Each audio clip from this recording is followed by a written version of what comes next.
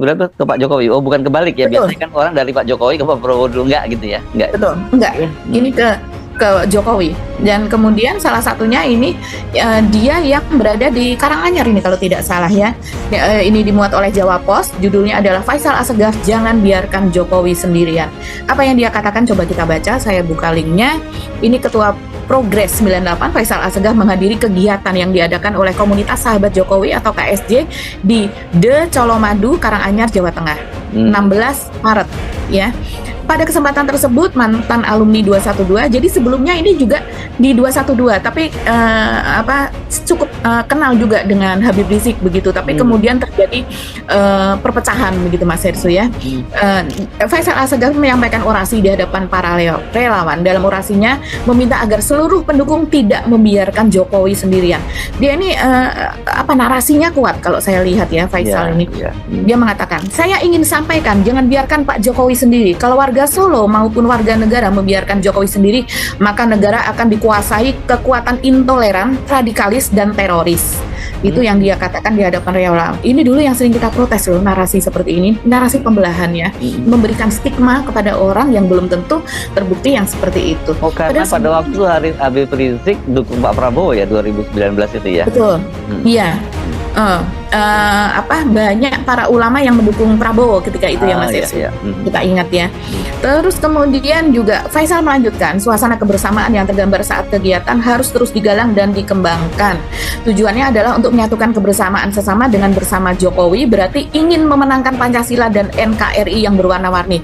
Ini bisa diartikan yang tidak ingin memenangkan Jokowi maka tidak NKRI, dan ketika itu narasi-narasi seperti itu biasa itu bertebaran banyak itu ya. Betul. Saya masih ingat di PP-nya Facebook itu seringkali saya NKRI, saya Pancasila, saya Jokowi yang seperti itu. Memang digalang seperti itu pola kampanyenya. Dan kemudian dia juga mengatakan, saya percaya bahwa kekuatan warna-warni yang ada di Kota Solo menjadi ciri khas Kota Solo mewakili warna-warni Indonesia. Karena ketika Jokowi kalah, maka sulit dibayangkan Indonesia berpotensi untuk masuk pada situasi politik yang lebih krusial, situasi politik yang lebih mengerikan yang dipertunjukkan di Timur Tengah, seperti di Irak, Suriah, Pakistan, dan Afghanistan. Maka kita tidak boleh membiarkan Pak Jokowi sendiri. Ini kuat sekali ya, narasinya sangat kuat ya. Sangat kuat untuk memengaruhi orang loh ini. Luar biasa. Coba kita lihat yang lain lagi ya. Kemudian ada konflik dengan PKS.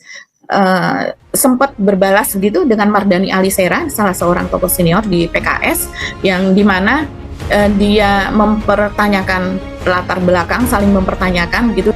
Ya, yang menarik juga pada bulan Mei tahun 2018 ini saya baca dari Detik ya jejaknya ini judul beritanya adalah latar belakangnya dipertanyakan PKS, ini jawaban Faisal Assegaf. Jadi ini berseterunya dengan Mardhani Alisera yang kita tahu ini adalah politikus senior PKS dan dia juga aktif di media sosial Mas Hersu. Dan sini coba saya baca. Jejak PKS dalam reformasi jelas. Sikap PKS di 2019 juga jelas dibandingkan dengan seorang individu yang monggo dinilai sendiri latar belakangnya begitu. Jadi ini Faisal itu cuitan dari Mardhani Alisera ya. Ini jadi ketika itu Faisal Assegaf jadi sorotan karena cuitannya yang menyebut dugaan keterlibatan kader PKS dengan aksi terorisme di Indonesia begitu. Jadi dijawab oleh Mardhani seperti itu. Nah, menjawab itu kemudian Faisal Assegaf ini menceritakan soal latar belakangnya, siapa dirinya. Karena kata Mardhani kalau PKS kan jelas latar belakangnya seperti apa gitu. Karena itu sebuah lembaga, sebuah partai. Nah, ini bagi teman-teman yang menanyakan soal latar belakang dari Faisal Assegaf mungkin bisa merujuk ke sini. Ini klaim dari dirinya sendiri ya. Dia mengatakan bahwa latar belakang saya warga negara Indonesia atau WNI, saya mantan aktivis 98 bersama Adian Napitupulu, Anas Urbaningrum. Bisa dilihat rekam jejak saya sebagai aktivis 98 begitu. Ini jawabannya kepada Detikcom. Dan saya satu-satunya aktivis 98 yang masih hidup di rumah kontrakan di bawah Sutet atau Tegangan Tinggi ya, di daerah Jakarta Timur. Saya tidak pernah melakukan pencurian uang negara, tidak pernah ada cacat kriminal, bebas bersuara dan menjadi rakyat biasa. Dia mengatakan seperti itu. Kemudian alasannya tinggal di rumah kontrakan, dia mengatakan bahwa ingin menjadi warga negara yang bebas dan tidak terikat apapun, bahkan terikat dengan partai politik.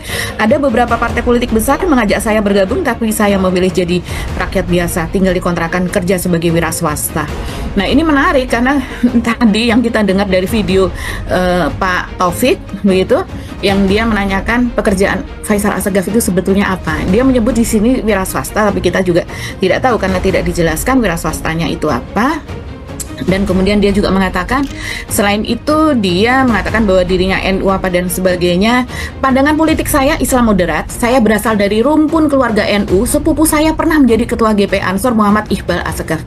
Oh, ini saya masih ingat ini. Meninggal karena kecelakaan ya di jalan tol ya. Ya. Betul. Masih sangat muda ketika itu ya.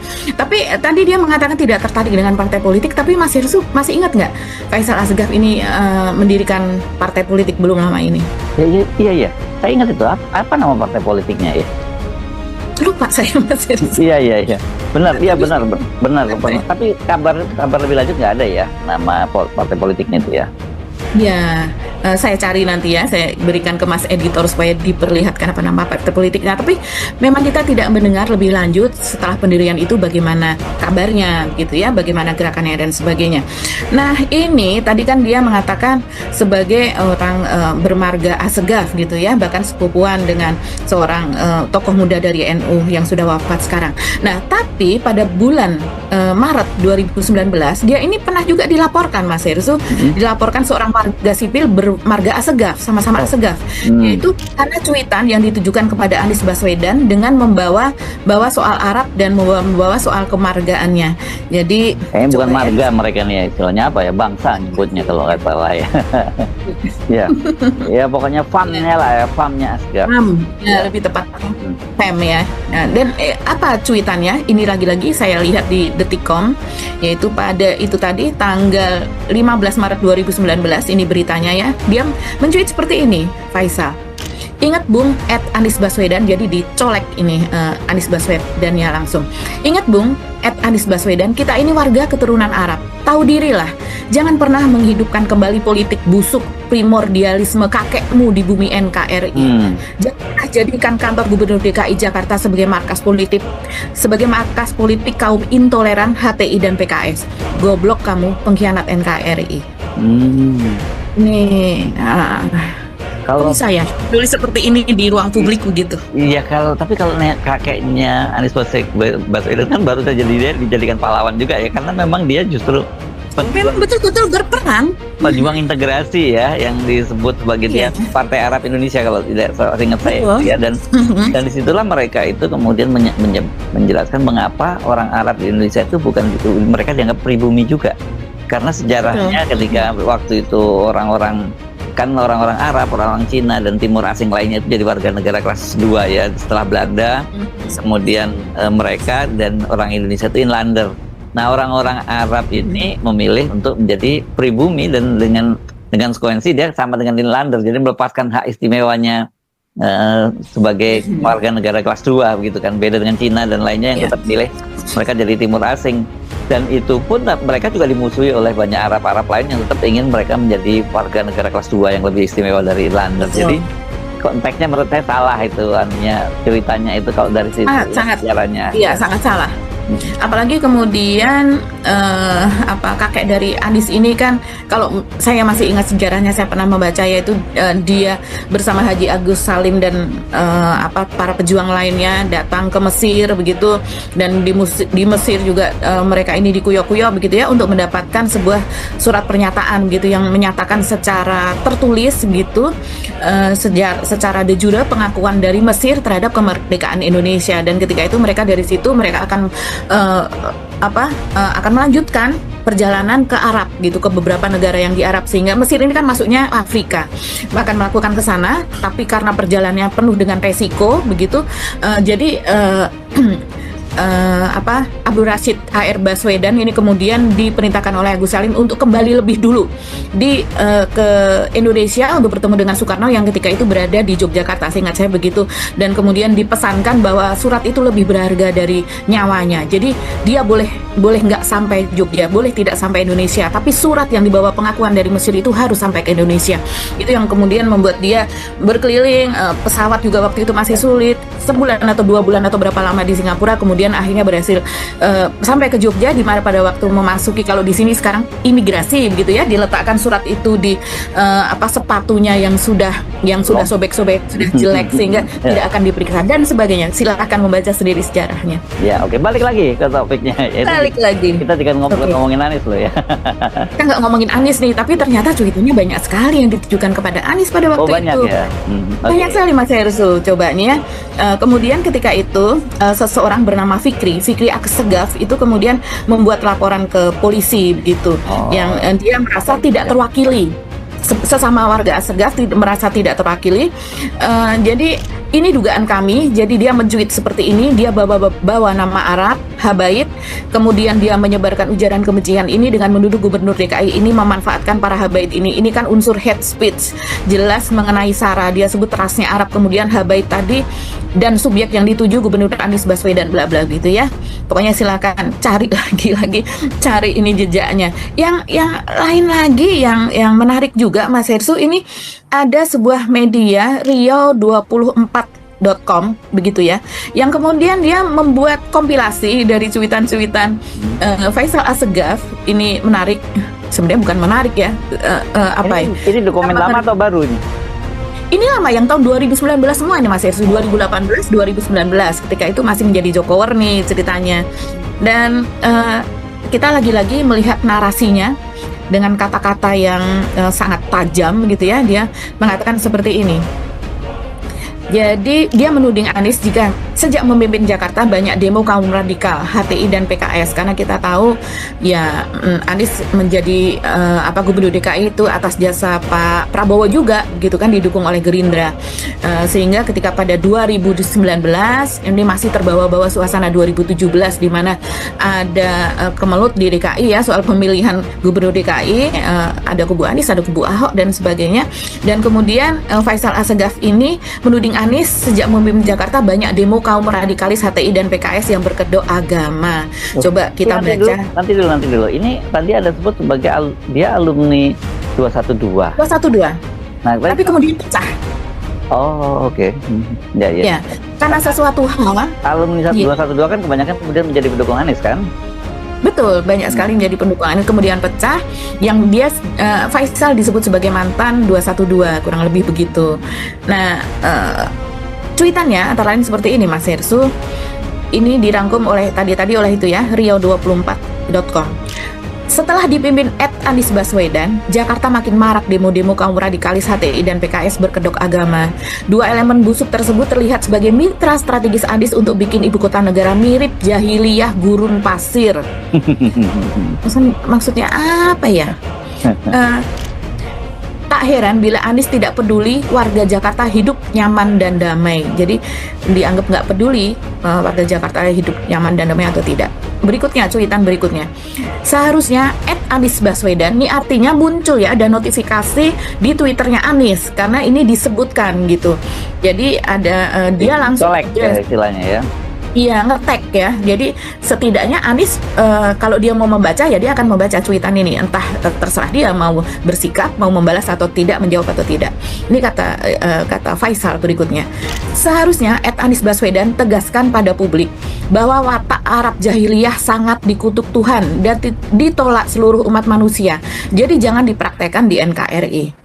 Betul. Salah satu ciri kebiadaban Arab jahiliyah adalah sifat dengki sehingga selalu ngotot paling benar dan menolak keberagaman. Kalau kita ngomong soal keberagaman, soal bineka, itu nuansanya ada pembelahan ya di situ. Dan kemudian ada cuitan lain lagi. Setidaknya @Anies Baswedan wajib pasang spanduk besar di pintu kantor DKI Jakarta yang isinya menegaskan NKRI tolak watak Arab jahiliyah yang dipraktekkan HTI dan PKS dengan berkedok agama untuk tujuan didirikan negara khilafah. Ingat, kantor Gubernur DKI harus steril dari ideologi radikalis. Kata-kata itu sangat disukai rupanya ya oleh Faisal. Ya, diulang-ulang. Ada lagi yang lain seperti ini. Selain tabiat busuk Arab jahiliyah, @Anies Baswedan pun hanya sibuk melayani Bambang Wijoyanto sebagai staf abal-abal di TGUPP Gubernur DKI. Hasilnya BW terkesan berlakon dan berdandan mirip kambing gurun yang kelaparan melahap fulus APBD tanpa memberi kontribusi konkret pada warga Jakarta. Dan yang baru lagi, jadi sekali lagi saya tegaskan, Bung Anies Baswedan jangan pernah bermimpi jadi wapres, apalagi presiden 2024. Saya salah satu WNI keturunan Arab akan melawan ambisi fiksi tersebut. Sebab sinisme di ekor matamu tersimpan dendam dan syahwat politik HTI dan PKS. Realitas kemerdekaan menolakmu. Warga DKI mah udah kalau ini ya jawaban dari warga DKI mengatakan seperti ini dibalas oleh warganet. Warga DKI mah udah hidup tenang damai, yang gelisah mah rampok aset Pemda, antek PKI, Syiah Zionis termasuk sampean. Ini warga DKI juga membalasnya nggak kalah. Wah, ini tahu dari mana kalau ada apa antek PKI, Syiah Zionis dan sebagainya. Tuh. Kalau digabung-gabung Ya, seperti itu ya, nggak boleh. Ini PKI, Syiah dan Zionis dijadiin satu. Ada lagi yang mengatakan namanya sih mirip keturunan Arab, tapi tampangnya kok mirip. Ini nggak usah ya, nggak usah ditampilkan Mas Editor ya yang cuitan tadi. Tapi yang jelas memang saya masih ingat nih kalau ini ada yang mengatakan soal Syiah. Jadi sekitar tahun 2015 saya saat itu masih aktif ya di FB. Ini memang ada tulisan dari John Ruh Ginting. John Ruh Ginting ini salah seorang aktivis media sosial terutama ya, FB gitu. Kader PKS ya waktu itu kalau nggak salah ya dia ya. Betul. Dan dia sering kali dibully karena dia kader PKS ketika itu ya. Karena saat itu situasi pembelahan itu sangat-sangat kuat gitu, nggak seperti sekarang ada Bung Peter Celestinus, ada juga Bang Rismon Sianipa, Jan Sihaan, Michael Sinaga dan sebagainya yang kemudian sangat lekat dengan Roy Suryo, dengan Dr. Tifa. Itu situasi yang saat ini sebenarnya jauh berbeda sekali dengan saat itu. Nah, pada 2015 ini saya ingat yang kemudian ditulis oleh John Ruh Ginting ini di WordPress gitu, salah satu ketika itu salah satu platform aplikasi untuk penulisan semacam blog begitu ya, yang dia menuliskan saling tuduh menuduh nih Mas Hersu bahwa si John Ruh Ginting ini menuduh Faisal Assegaf sebagai Syiah gitu, yang kemudian bertakiyah atau berpura-pura gitu dengan tulisannya, dan sementara Faisal Assegaf juga menuduh John Ruh Ginting sebagai penganut Syiah begitu. Jadi saling tuduh itu sangat ramai ketika itu ya, kita tidak tahu apakah ada penganut Syiah di antara mereka ini, kita kejelasannya itu, tapi sangat ramai ketika itu. Oke, jadi tapi saya kira dari situ mungkin ya, teman-teman bisa ngambil kesimpulan sendiri dari gambaran ya tentang track recordnya orang seperti apa dan sebagainya gitu ya Mbak Agi ya. Masih ada tambahan lagi? Saya kira udah cukup lengkap itu tadi ya Mbak Agi. Atau masih ada tambahan? Iya. Ya, saya rasa itulah. Dan kemudian misalnya 2014 ini sebenarnya pendukung Prabowo tadinya sih, saya tahunya saya juga kaget ketika 2019 2018 berbalik ya. 2014 misalnya tim Jokowi JK minta KPK dan Kejagung tuntut ketua Progres 98. Ini sampai segitu loh, sampai tim Jokowi JK ketika itu minta KPK untuk menuntut begitu. Kalau Pilpres 2024 nggak di mana posisinya? Ada sempat ada pembelaannya terhadap Anies. Nah, ini sangat cukup kaget ya, tapi pembelaannya karena Anies dijegal untuk menjadi gubernur kan ketika itu memang tersiar kabar akan dia akan diusung oleh PDIP, tapi kemudian ada pihak dalam PDIP yang mengancam akan mundur kalau seandainya PDIP menusuk Anies. Ini sebelum Pramono maju ya, akhirnya kemudian dipilih Pramono. Itu sempat ada pembelaan dari Faisal Assegaf gitu, bahwa ya sebaiknya selayaknya tidak dijegal seperti itu begitu. Oke, menarik ya. Saya kira utang pertanyaan dari teman-teman sudah sebagian besar terjawab lah yang bahagia, saya kira ya. Iya. Di other side-nya yaitu Refli Harun. Nah, kalau Refli Harun saya nggak usah bacakan ya bagaimana profilnya, silakan lihat sendiri podcast dari Bung Refli Harun, jadi bisa tahu gitu. Ini kan kita ngomong begini, membaca soal ini karena memang ada bukan dua orang sebetulnya ya, karena Roy Suryo juga mengatakan menolak mediasi apa dan sebagainya dengan tim reformasi Polri, itu sempat kejadiannya, teman-teman juga tahu. Jadi Roy Suryo lebih lagi gampang sekali dicari walaupun dia tidak bermedia sosial sekarang, tapi sangat gampang dicari jejaknya. Begitu juga apalagi Refli Harun yang memiliki beberapa kanal. Dan pada video kali ini kita akan mengulik atau melihat atau meriset siapa sih sebenarnya Faisal Assegaf ini, sampai dengan banyak orang yang bingung kenapa dia dulunya pro kesini kok sekarang kesini. Kalau dulunya dia selalu menyerang Jokowi, kenapa ada kabar bahwa dia berteman dengan Jokowi? Jadi hal-hal tersebut tentu menjadi rancu untuk kita ya, kalau memang kita tidak mencari langsung atau meriset kebenaran dari kabar tersebut. Nah, karena hal itulah pada akhirnya Eden Project pada video kali ini khusus akan membahas latar belakang dari Pak Faisal Assegaf ini. Nah, langsung aja kita mulai ya. Jadi Pak Faisal Assegaf ini sudah mulai dikenal itu sebelum tahun 2018.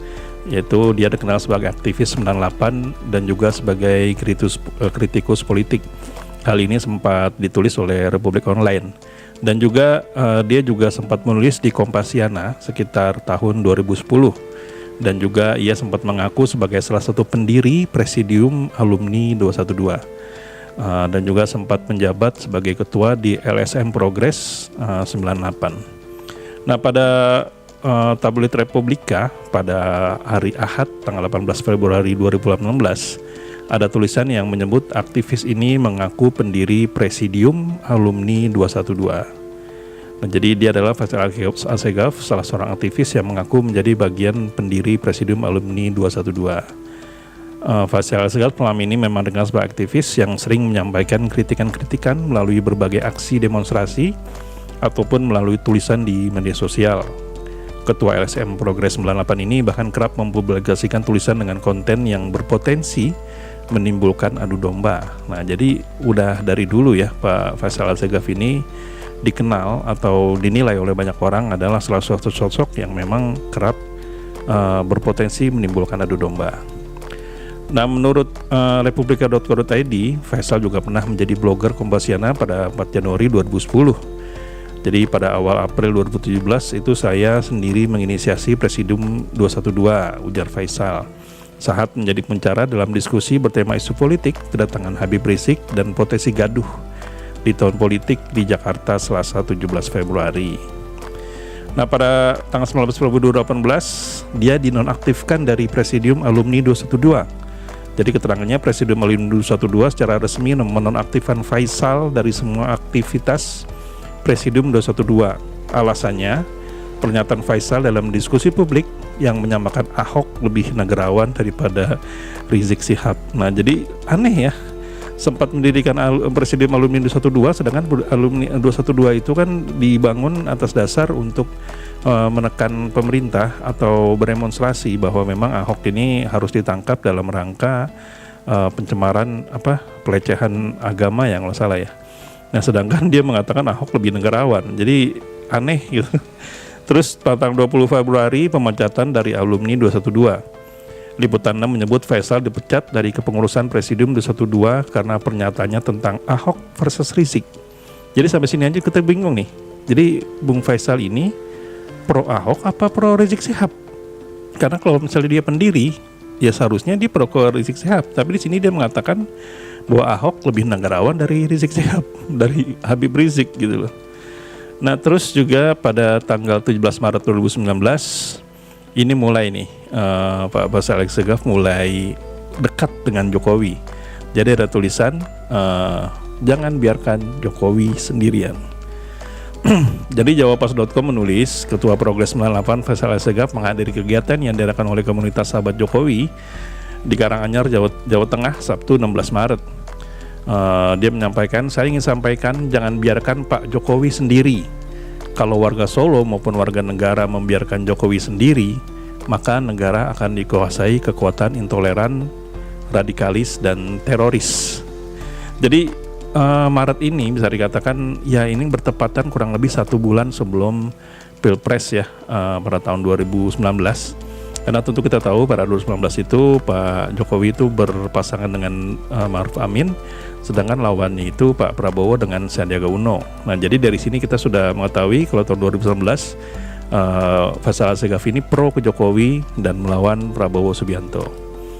Nah, juga di kolom tersebut juga menyampaikan karena ketika Jokowi kalah maka sulit dibayangkan Indonesia berpotensi untuk masuk pada situasi politik yang lebih krusial. Situasi politik yang lebih mengerikan yang dipertunjukkan di Timur Tengah seperti di Irak, Suriah, Pakistan, dan Afghanistan. Maka kita tidak boleh membiarkan Pak Jokowi sendiri. Ini kata dia pada tahun 2019 bulan Maret. Di hadapan para relawan, Faisal juga menegaskan bahwa dirinya menjadi satu dari 260 juta rakyat Indonesia untuk memenangkan Jokowi. Dia pun tidak rela jika Indonesia akan berada di bawah kekuasaan HTI dan PKS. Saya kira bukan saya sendiri, tapi di luar sana ada jutaan orang bersama Jokowi. Nah, jadi pada tahun 29 bulan Maret ini ada konflik publik besar ya dengan Anies Baswedan, yaitu pada tanggal 14 Maret 2019, Faisal dilaporkan ke Polda Metro atas cuitan Twitter yang menyinggung Anies dan keturunan Arab. Pada 15 Maret, Detik melaporkan bahwa Faisal terus menyerang Anies, menulis bahwa Anies penipu ulung dan menyembunyikan dusta besar di balik citra santunnya. Anies menanggapi dengan menolak berkomentar secara jauh tentang cuitan Faisal. Pelapornya itu adalah Fikri Assegaf, menyatakan cuitan Faisal sebagai ujaran kebencian terkait ras atau identitas. Nah, ini ditulis pada detik.com pada tanggal hari Jumat 15 Maret 2019 dengan tulisan Faisal Assegaf dipolisikan karena tweet serang Anies, kita keturunan Arab. Dan jadi Faisal Assegaf ini membawa nama baik Assegaf, dan kita semua dari keluarga besar marga Assegaf tidak terima. Intinya ini salah satu ujaran kebencian yang mana dia berbicara membawa ras dan intinya memecah belah. Fikri mengatakan dirinya melihat cuitan di akun Twitter Faisal pekan ini. Cuitan itu menurutnya mengandung unsur ujaran kebencian dan ditujukan kepada Gubernur Anies Baswedan. Jadi menurut Fikri ini tidak ada hubungan keluarga antara Fikri dan Faisal. Justru karena di situ dipakai Assegaf, saya sebagai keluarga besar Assegaf tidak terima seperti itu. Makanya saya penasaran siapa dia ini, kata si Fikri ini. Nah, terus juga ini dugaan kami, jadi dia mencuit seperti ini. Dia bawa-bawa nama Arab, Habaib. Kemudian dia menyebarkan ujaran kebencian ini dengan menuduh Gubernur DKI memanfaatkan para Habaib ini. Ini kan unsur hate speech, jelas mengenai Sara. Dia sebut rasnya Arab, kemudian Habaib tadi dan subjek yang dituju Gubernur Baswedan. Kita tahu Anies Gubernur DKI Jakarta yang kita pilih, ujar Daniel. Selain itu, Daniel menjabarkan barang bukti yang sempat ia bawa saat membuat laporan itu. Cuitan-cuitan Faisal hingga saat ini masih terlihat di akun Twitternya. Jadi Faisal Assegaf ini menulis, ingat Bung Anies Baswedan, kita ini warga keturunan Arab, tahu dirilah. Jangan pernah menghidupkan kembali politik busuk primordialisme kakekmu di bumi NKRI. Jangan pernah jadikan kantor Gubernur DKI Jakarta sebagai markas politik kaum intoleran, HTI dan PKS. Goblok kamu, pengkhianat NKRI. Astagfirullahaladzim. Jadi memang udah dari dulu itu dia udah sering kali berkata-kata kasar ya.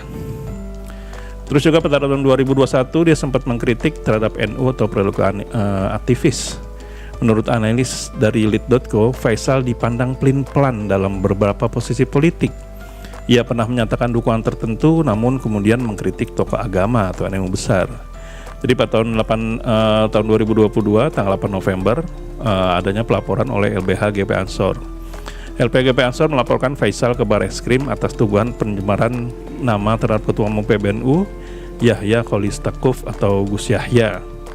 Laporan terdaftar, lihat ini. Polda Metro menyatakan akan mendalami laporan tersebut. Pada tanggal 9-nya, tanggapan Faisal atas pelaporan Ansor, Faisal mengatakan bahwa laporan dari Ansor merupakan bagian dari upaya pengalihan perhatian publik, menyebut kasus Mardani Maming, kasus korupsi PBNU sebagai motif. Pada tahun 2002, bulan Agustus, Faisal Assegaf ini berseteru dengan Erick Thohir. Menteri BUMN Erick Thohir melaporkan Faisal ke Barreskrim atas tuduhan fitnah. Faisal dituding menyebarkan video yang menyatakan bahwa Erick memiliki banyak istri gaib. Erick menggunakan kuasa hukum Ifdal Kasim, tuduhan mencemarkan nama baik dan ITE. Faisal membantah, mengatakan repost video itu dan bermaksud mempertanyakan keaslian narasi, bukan menyebar fitnah. Nah, pada tahun 2003 dia kembali mengkritik keluarga Jokowi. Kalau tahun 2019 dia mengeluhkan, pada 2023 dia mengkritik. Menurut profil di mengerti.id, Faisal mengecam kebijakan politik dinasti ketika Kaisang Pangarep, putra Jokowi, menjadi ketua umum PSI. Nah, jadi dan yang berhubungan dengan beberapa waktu yang lalu, yaitu Refli Harun dan juga Faisal Assegaf ada berkonflik ya. Jadi ada narasi yang berkembang, Refli Harun walk out bukan karena prinsip tapi drama politik, kata Faisal. Ini narasi yang paling sering dikaitkan dengan Faisal. Faisal menuding bahwa walkout Refli Harun bukan murni sikap idealis, tetapi aksi panggung untuk kepentingan politik dirinya. Menurut Faisal, Refli menciptakan drama mencari panggung agar terlihat sedang berjuang untuk rakyat. Jadi ada sindiran khas Faisal nih, Refli itu pintar membungkus diri seolah paling bersih, padahal penuh kepentingan. Terus juga menurut yang pro kepada Bung Faisal, Komisi Reformasi Polri tidak anti kritik, yang drama justru Refli. Jadi komisi tidak pernah melarang pendapat, hanya mengikuti norma etika ketika status hukum peserta. Refli dianggap memutarbalikan situasi dan membesar-besarkan masalah. Kalau benar mau reformasi, kenapa walk out? Kenapa tidak berdiskusi, katanya gitu. Nah, terus juga ada Faisal Regraf tidak sensitif terhadap korban kriminalisasi menurut pendukung kubu Refli Harun. Refli menilai Faisal kurang empati terhadap mereka yang berstatus tersangka namun merasa dizolimi. Mereka menuduh Faisal menormalisasi perlakuan tidak adil dalam forum publik. Narasi khasnya Faisal membela prosedur, bukan keadilan. Dan menurut Faisal, walkout adalah bentuk pengecut, bukan perjuangan gitu. Jika benar-benar memperjuangkan isu kriminalisasi, harusnya bicara dalam ruangan, bukan keluar dan membuat drama di luar.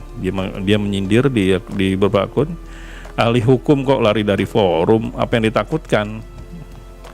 Nah, terus juga ada pendukung Refli yang menyatakan bahwa Faisal Assegaf dekat dengan kekuasaan, makanya tidak berani kritik komisi.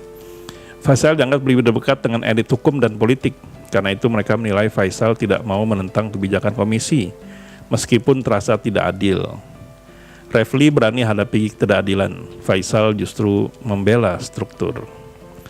Terus juga Faisal mengatakan Refli Harun manipulatif, membangun persepsi seolah korban. Jadi mengemas narasi korban demokrasi, menjadikan Rosuryo sebagai alat untuk menyerang Komisi Polri, dan menggunakan walkout sebagai amunisi untuk tampil heroik di media. Kalau mau jadi pahlawan jangan pakai trik drama, kata Faisal Assegaf selalu menjadi jubir komisi, narasi di kubu Refli, terlalu membela komisi, terlalu membenarkan prosedur Jimli sehingga muncul narasi Faisal bukan peserta forum tapi jadi tim pembela komisi. Terus juga Refli Harun anti tatanan dan anti prosedur menurut Faisal. Refli sebut tidak memahami etika pertemuan resmi, disebut selalu ingin chaos agar kontennya laku. Nah, ini ada hubungan dengan YouTube ya. Dituduh anti struktur, anti tertib, dan anti prosedur. Ahli hukum kok tidak patuh prosedur, katanya gitu. Terus juga Faisal Assegaf merasa paling benar, kata yang membela Bung Refli. Faisal tampil seperti pemilik kebenaran. Nada bicara Faisal dianggap merendahkan. Retorika Faisal sering membuat diskusi eskalatif. Diskusi selalu panas kalau ada Faisal. Dia tidak bisa tidak menyerang pribadi. Nah, jadi itulah berbagai narasi yang kita bisa lihat dan bisa kita baca ya, bahwa memang Bung Faisal Assegaf ini sepertinya memang tidak jauh dari kontroversi, karena memang bisa dikatakan dari awal kemunculannya pada tahun 2018 dan juga 2019 di situ ada berbagai hal yang bertolak belakang, di mana awalnya Bung Faisal ini adalah pembela dari Habib Rizik, namun pada 2019 tiba-tiba dia membela Ahok dan juga membela Jokowi. Hal ini semakin menarik karena memang seiring berjalannya waktu, jadi pandangan politik Bung Faisal ini tidak bisa ada pakemnya, tidak ada patronnya, itu dia itu bakal kemana. Sehingga ada banyak orang yang menyatakan bahwa Bung Faisal ini politiknya itu pelin-pelan, nggak ke A, nggak ke B. Jadi siapapun yang penguasanya dia sengret, dia serang. Namun sebelum itu ya dia mungkin bakal menjilatnya dulu seperti yang dilakukan pada tahun 2019. Namun yang kasihannya adalah dia tidak mendapatkan apa-apa ya. Tapi kita tidak tahu di belakang. Hanya gara-gara mungkin dia sempat membela Jokowi pada bulan Maret 2019. Siapa tahu ada jabatan atau apa, namun tidak pernah tercatat di publik. Jadi kalau memang benar-benar tidak dapat ya kasihan banget gitu loh. Jadi dan juga beberapa waktu belakangan ini kita melihat bahwa dia kembali melakukan trik-trik politiknya ya, di mana dia berdebat dengan Refli Harun, salah satu sosok yang bisa dikatakan menjadi penyupport utama untuk kubu Rosuryo, Rismon, dan Dr. Tifa. Karena memang di saat keluar dari Mabes Polri dan tidak ditahan, Bung Refli Harun lah yang menjadi juru bicara. Nah, di sebelahnya Rosuryo kalau nggak salah itu ada Faisal Assegaf. Mungkin dari sinilah dia melihat bahwa kenapa yang mendapat panggung cuma Refli Harun, saya tidak. Mungkin ya, ini asumsi liar.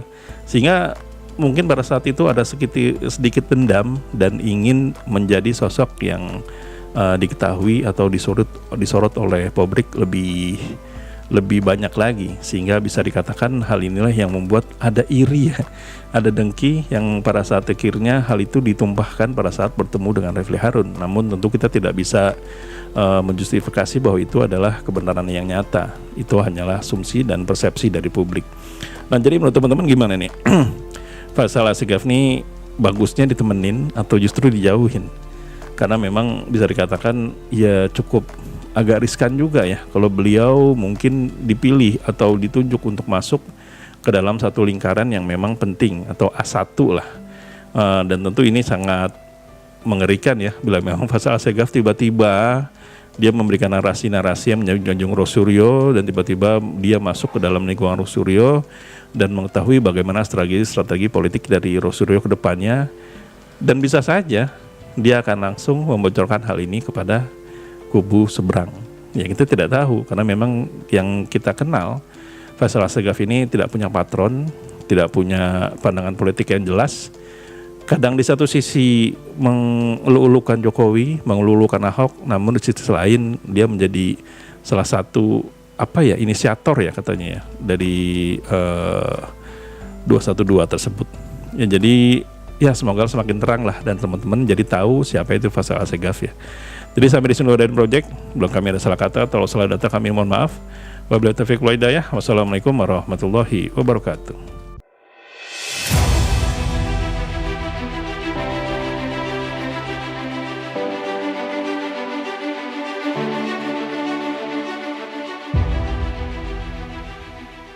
Ini ruang yang sangat otoriter menurut saya. Dari tadi forum ini menghujat Jokowi oleh Rocky. Nggak ada sikap Anda sensitif. Saya challenge tadi.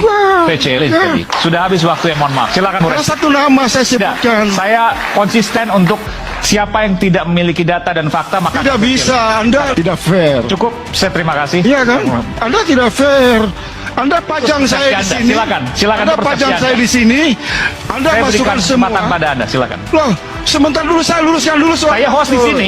Bas. Kalau Anda tidak suka silakan keluar. Nggak boleh Anda undang saya seperti itu. Kalau Anda tidak suka silakan keluar. Saya di posisi seolah-olah Saya kita host di menyebut sini dan nama. saya bertanggung jawab terhadap apa Mas yang Aiman, saya show minta maaf sebentar. Saya pemimpin Mas, redaksi di sini dan saya Mas. bertanggung jawab di sini. Ketika saya Saya sebut minta nama Anda, itu langsung waktu Anda potong. sudah habis dan salah. sudah cukup. Saya harus Silakan Bu luruskan. Refli. Saya Oke. harus lurus.